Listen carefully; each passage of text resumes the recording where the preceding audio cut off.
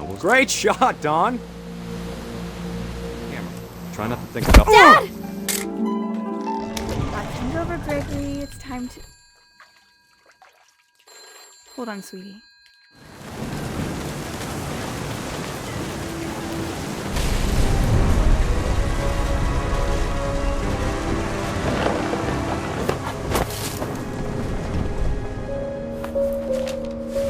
Milton Finch in The Magic Paintbrush.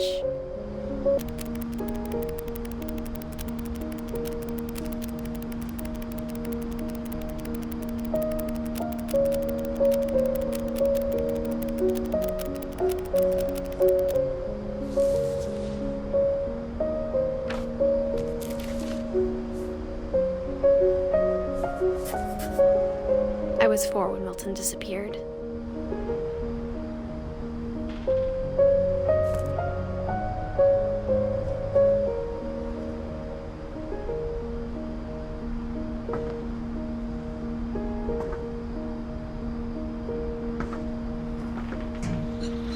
Mom spent months searching for my brother. Then she sealed the doors.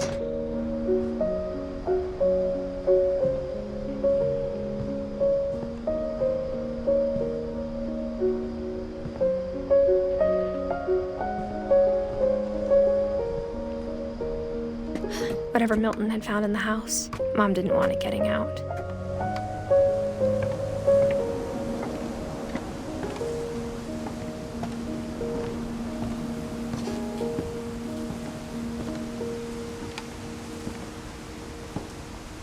Mom definitely blamed Edie, but I think Louis blamed himself. After he graduated, he just spent more and more time in his room, until Mom got him a job at the cannery.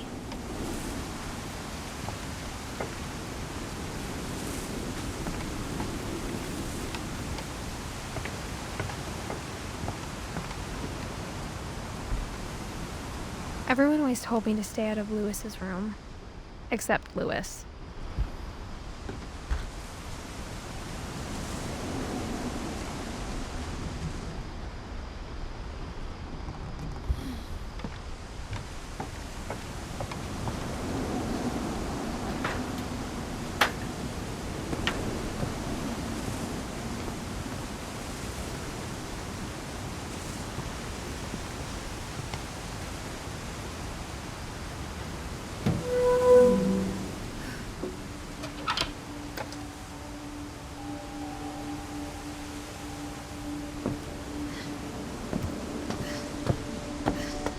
Louis's room smelled very, very familiar. That part of him lived on.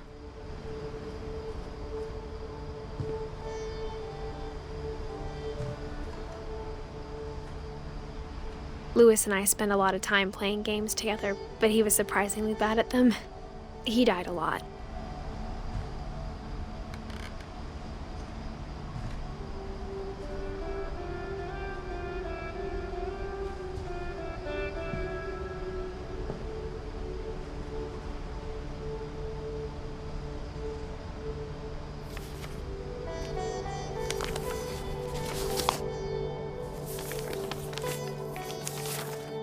Dear Mrs. Finch, as Louis's psychiatrist, I can understand your desire for an explanation. As I see it, the trouble began in January, shortly after we convinced your son to seek treatment for substance abuse. Newly sober, I believe Louis first noticed the monotony of his daily life.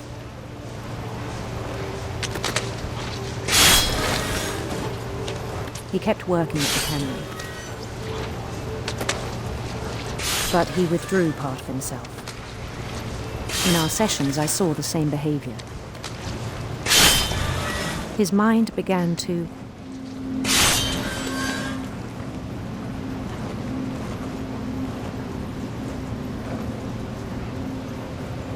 wander.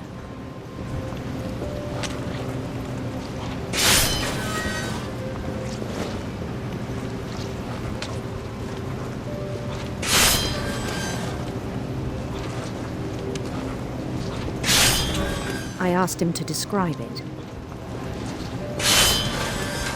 He said he started small. imagining a labyrinth. He'd feel his way about.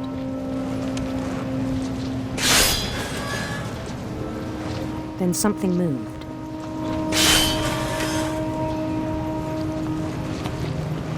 Bats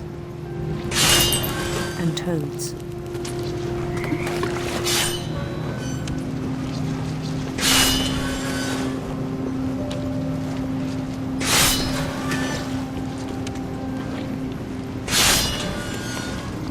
And things that have not names. He knew it was all in his head. But he took it very seriously. I had hoped he'd find himself.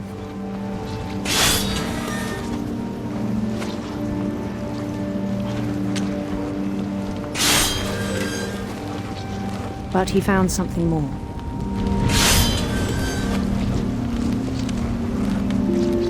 I worried about him then.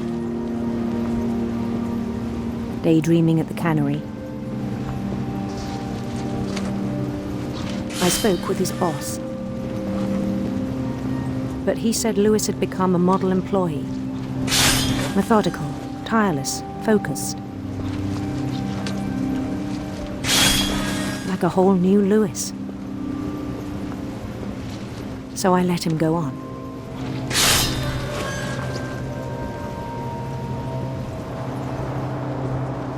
I even encouraged him. It seemed very promising at first. He told me he'd made a new friend.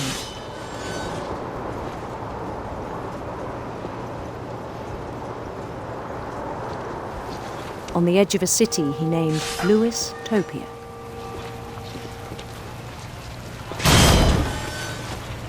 He built the city up slowly, brick by brick.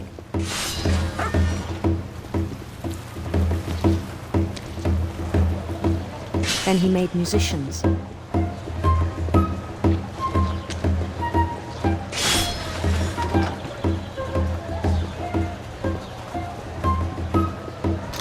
And songs for them to play. He talked about starting a band.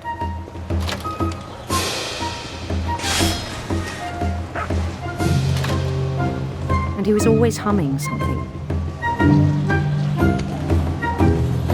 Every day his imagination grew stronger.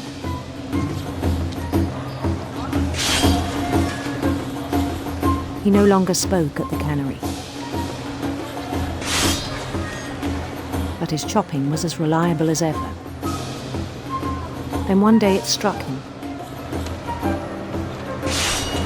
that all the cheering crowds, even the stones under his feet, were all in his imagination. So he could do whatever he wished.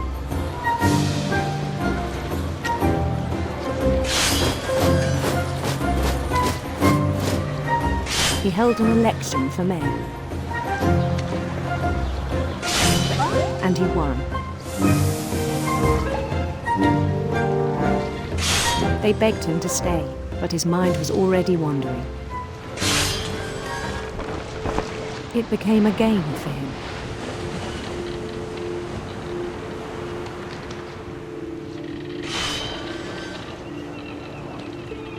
He'd conquer a city, then immediately push on.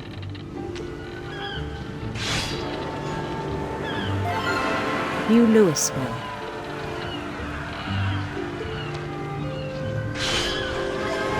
St. Louis. He started drifting away from our reality.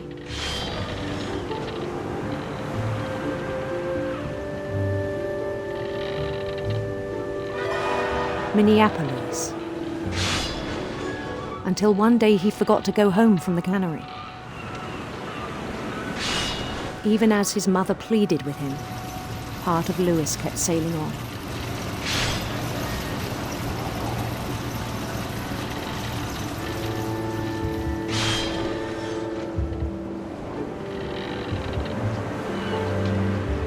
In Lewisburg, he heard rumors of a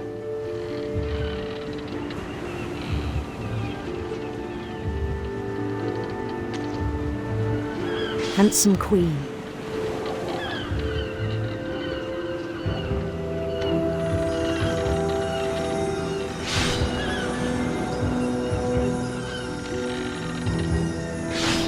The queen was on her own quest for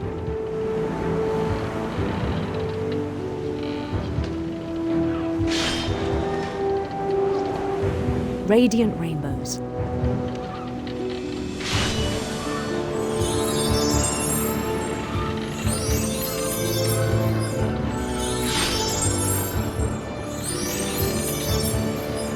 He followed the sound of her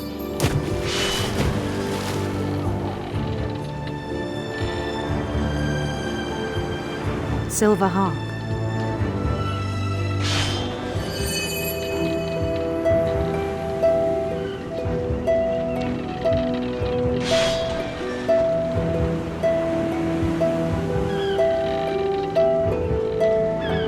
His chase led him to a golden palace east of the sun and west of the moon. Even then, his logic remained sound.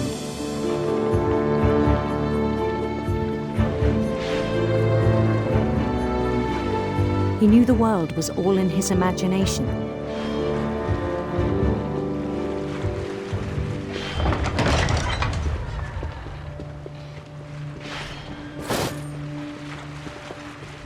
But he was so proud of having created it.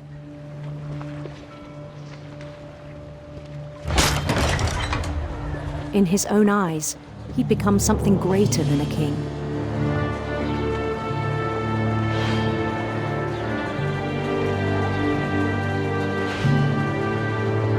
For someone who'd never known success in the real world, I think it was overwhelming. And then it struck him that the real Lewis was not the one chopping salmon, but the one climbing the steps of a golden palace.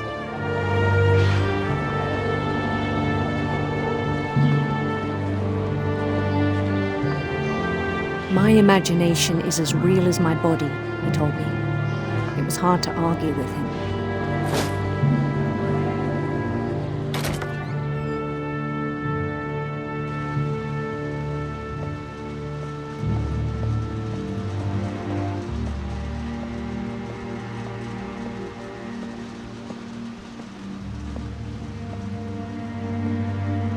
He began to forget the world we know.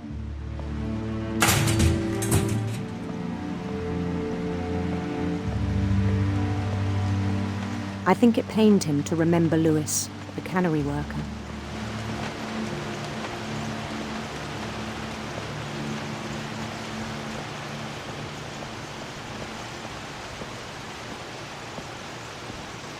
He began to despise the man with a royal contempt.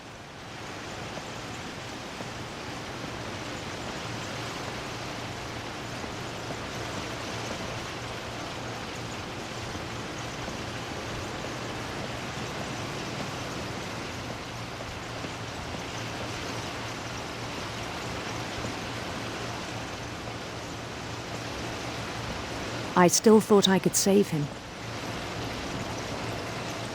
Even after he said he was being crowned king over all the lands of wonder.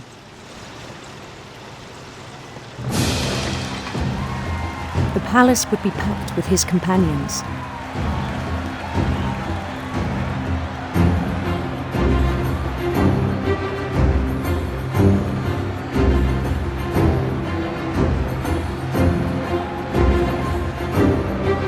Including the wise Calico who'd insisted on advising him.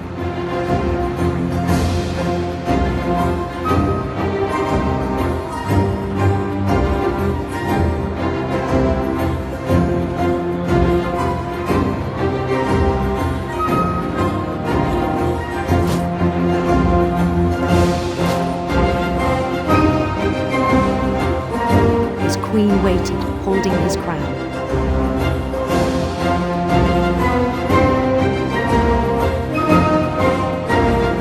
There was only one thing left to do.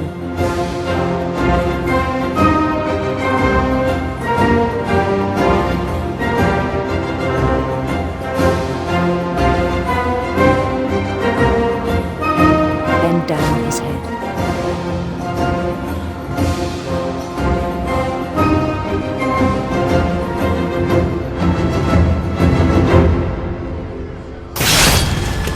rest I think you know. Mrs. Finch, your son was a kind man who will be missed by all of us who knew him.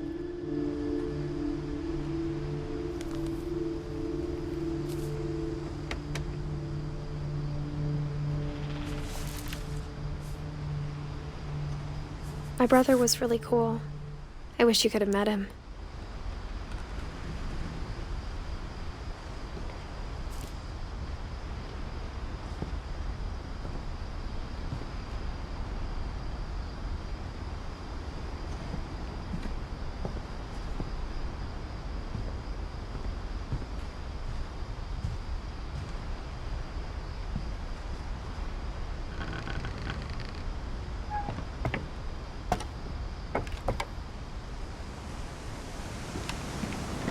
On the way back from Lewis's funeral, my mom told me to start packing.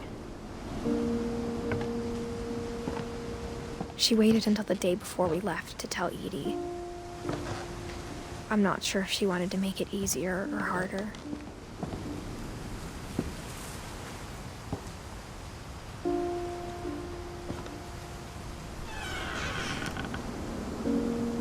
I wish we'd stayed.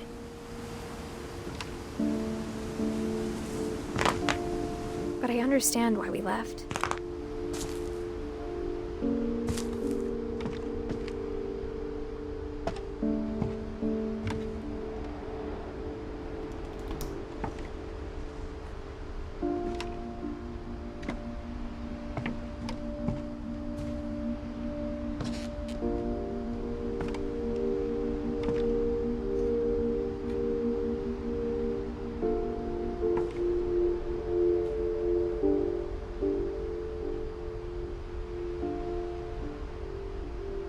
My mom ended up leaving everything behind.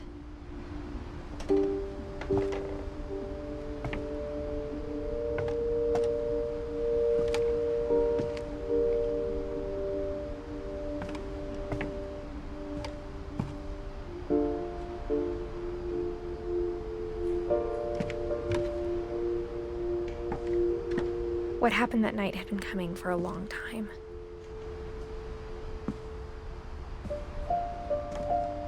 Maybe it should have come sooner.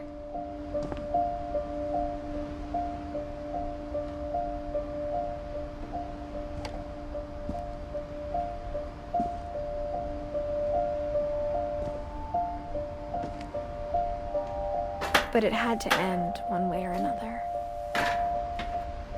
All that's left now is to tell you about that last night.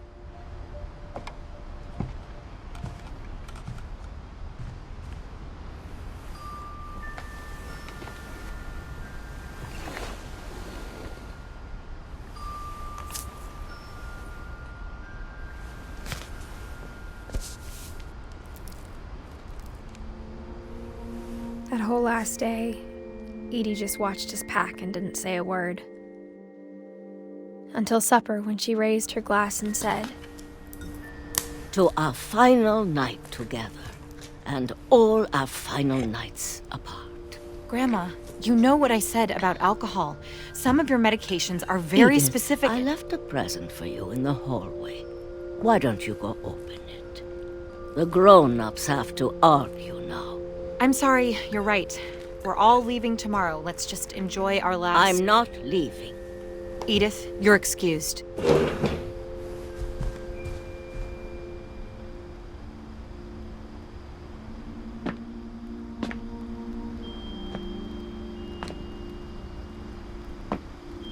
the power had been shut off that morning, but Edie always had plenty of candles.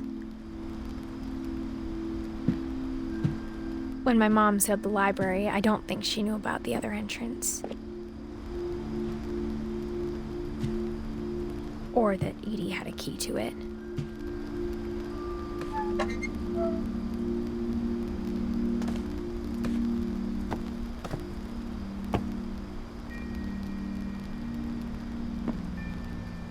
That thing you're afraid of isn't going to end when you leave the house.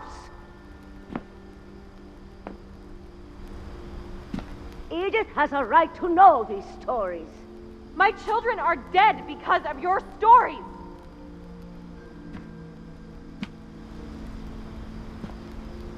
I think it's best if Edith and I leave tonight.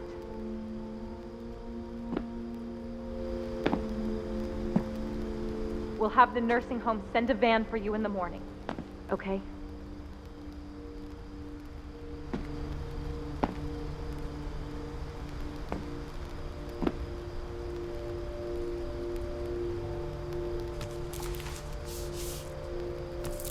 Dear Edith, there's so many stories I wish I could tell you, but there's only time for one.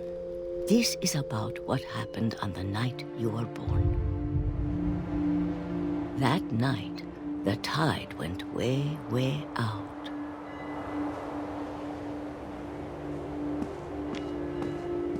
It was the first and last time I ever saw the old house aground. There'd been an earthquake out in the middle of the ocean. They called it the lowest tide in 1,000 years. God, it smelled awful. You know, I've seen that house every day of my life.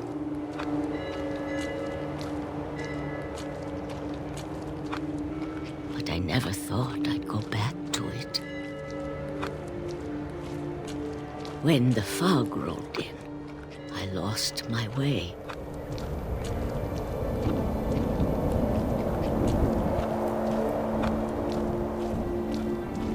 I got turned around.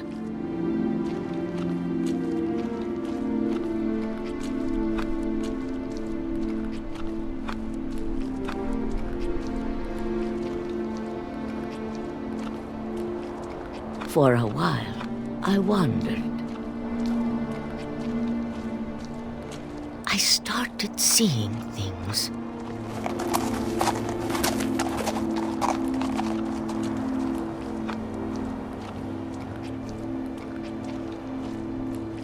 Things I'd forgotten had ever existed.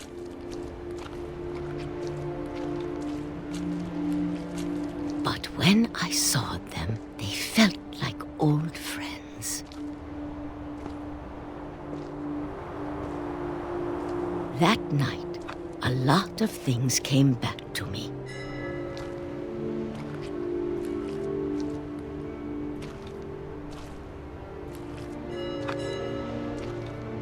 Or maybe I came back to them.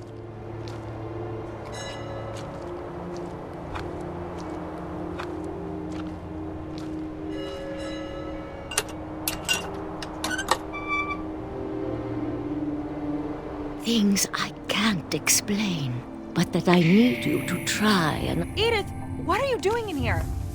It's mine. Edith! Mom, you're gonna rip it. Let go. I kicked and screamed, but Mom dragged me to the car.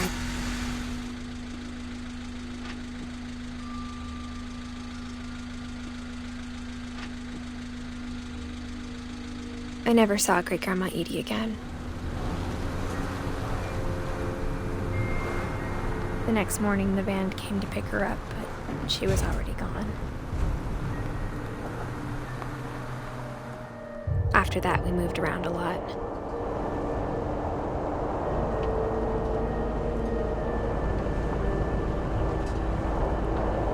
We both tried to make the best of it.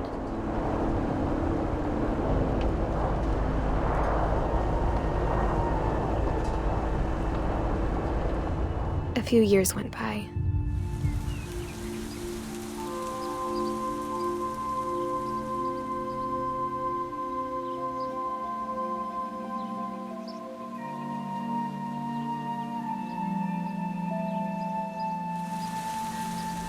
My mom didn't like to talk about it, but she started getting sick a lot. The rest happened pretty quickly.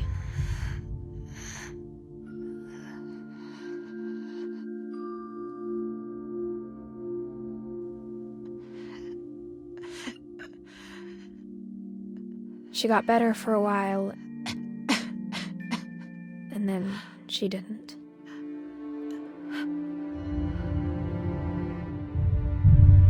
And then I was alone.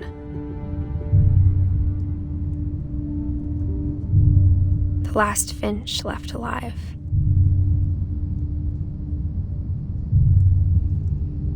Until I found out about you.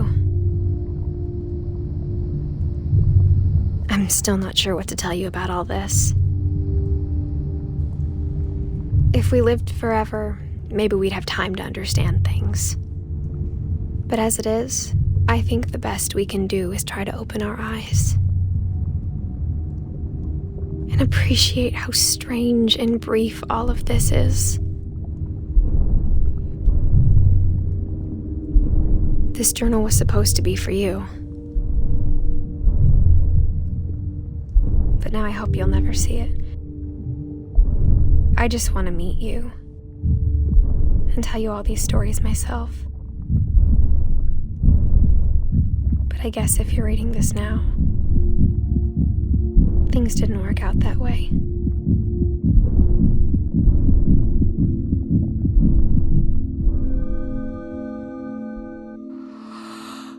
This is where your story begins. I'm sorry I won't be there to see it. It's a lot to ask, but I don't want you to be sad that I'm gone. I want you to be amazed that any of us ever had a chance to be here at all. Good luck.